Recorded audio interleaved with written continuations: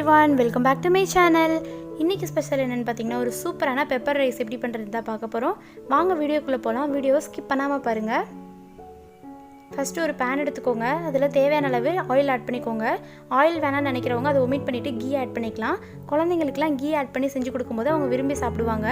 எண்ணெய் நல்லா ஹீட் ஆனதுக்கு அப்புறம் அதுல நம்ம கடுகு, உளுந்த பருப்பு, அதுக்கு அப்புறம் பொடி பொடியா நறுக்கி எடுத்து வச்சிருந்த பச்சை மிளகாய், வெங்காயம் இது எல்லாத்தையும் ஆட் பண்ணிக்கலாம்.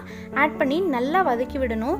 இந்த பெப்பர் ரைஸ் அதுல என்ன ஸ்பெஷல் அப்படினு பாத்தீங்கன்னா இந்த ஆனியன்லாம் நல்லா ஸ்பைசியா வரணும். கிறிஸ்பியா இருக்கணும். அதுக்காக நம்ம நல்லா வதக்கி விட்டுக்கிட்டே இருக்கணும். அப்பதான் இது நல்லா கோல்டன் ப்ரௌன் கலர்ல நல்லா பொரிஞ்சு வரும். அதுதான் கரெக்டான பதம் அப்படின்னு சொல்லுவாங்க.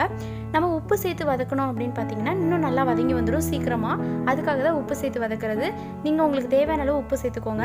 சாதத்துல உப்பு சேர்க்காதவங்க அப்படின்னா இதுல உப்பு அதிகமா சேர்த்துக்கோங்க. ஒருவேளை நீங்க சாதத்துல உப்பு சேர்க்கறவங்களா இருந்தீங்கன்னா இதுல கம்மியா ஆட் பண்ணிக்கோங்க.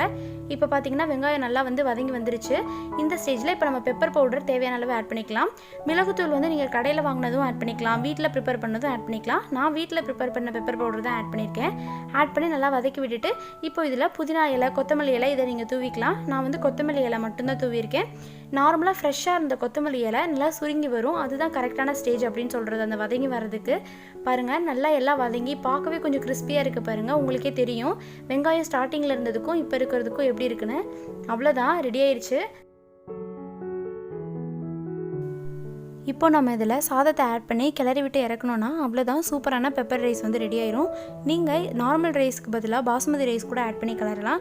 பட் பாஸ்மதி ரைஸ் ஆட் பண்ணி கிளறும் போது நீங்கள் கொஞ்சம் பார்த்து கிளறணும். இல்லைனா அந்த அரிசி உடஞ்சிரும் அப்படின்னு சொல்லுவாங்க. ஸோ பார்த்தீங்கன்னா இந்த மாதிரி நல்லா கிளறி விட்டிங்கன்னா அவ்வளோதான், சூப்பரான பெப்பர் ரைஸ் ரெடி ஆயிடுச்சு. இந்த ரைஸ் உங்களுக்கு பிடிச்சிருந்துச்சுன்னா செஞ்சு பார்த்து எப்படி இருக்குன்னு சொல்லி கமெண்ட் செக்ஷனில் கமெண்ட் பண்ணுங்கள். உங்களுக்கு இந்த வீடியோ பிடிச்சிருந்துச்சுன்னா லைக் பண்ணுங்கள், ஷேர் பண்ணுங்கள், சப்ஸ்கிரைப் பண்ணிக்கோங்க. மறக்காமல் பக்கத்தில் இருக்க பெல் ஐக்கானை ப்ரெஸ் பண்ணிக்கோங்க.